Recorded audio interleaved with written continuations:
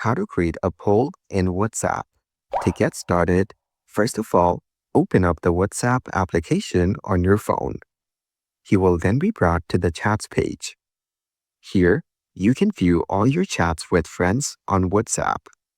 Open any chat from here. On this page, go to the bottom left corner and tap on the plus icon.